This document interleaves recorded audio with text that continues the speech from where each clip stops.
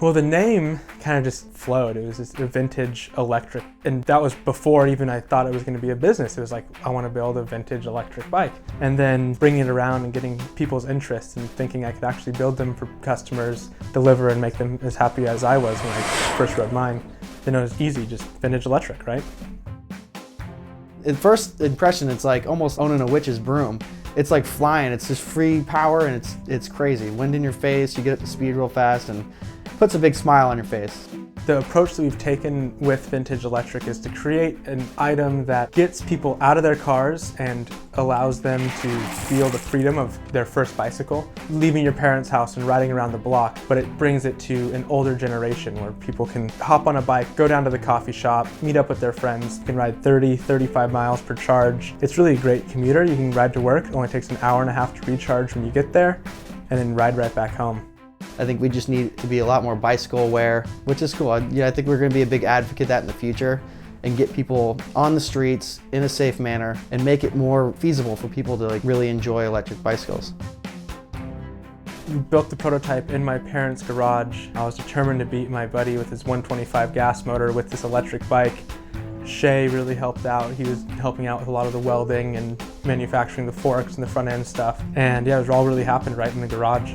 Me and Andrew teamed up. So I ended up moving all of my tools, all my motorcycle stuff, all my fabrication stuff into this spot with him, and he was gonna do the design side. And then the bike thing kind of took off. So now it's kind of all melded into one little piece, and we use my shop and the design studio and everything to make a good team where we can all be creative, let ideas flow, and we can build cool stuff. I started this thing off wanting to design bikes, and that's really what I feel that I'm good at. This team is kind of gathered around me to pick up all the pieces that I leave in the wake behind me all day long, shipping and handling, making sure that new models can be engineered to perfection and actually work. It's one thing to draw it on a piece of paper and say, this is what I want it to look like, but people from our team step up and they make that a reality. It's cool to see something being up on the wall that I've just welded 2 days later being back in a rolling chassis, with a crazy color combo, or it's some sort of weird anodizing going on. Things are really rolling over here, and it's cool to come in every other day and see how much change has happened.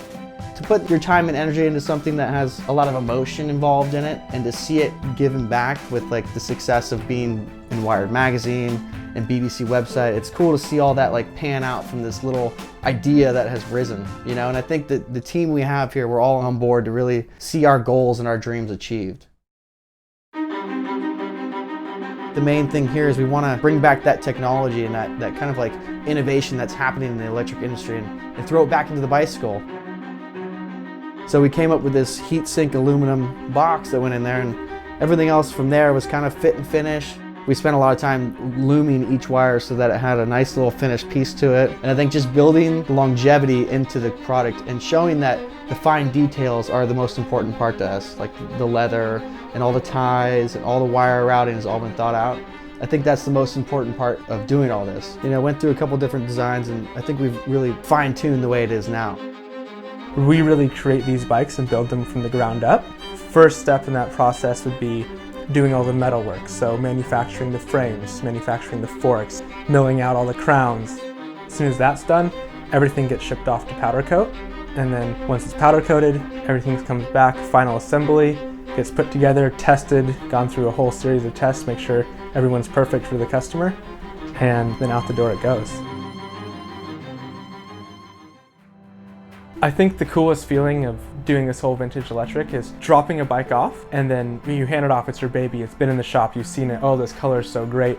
Then you give it to the customer, they're happy, and that email you get 1 month or 2 months later of how happy they are and the way it's worked and the way it's changed their lives allowed them to go out and do more things.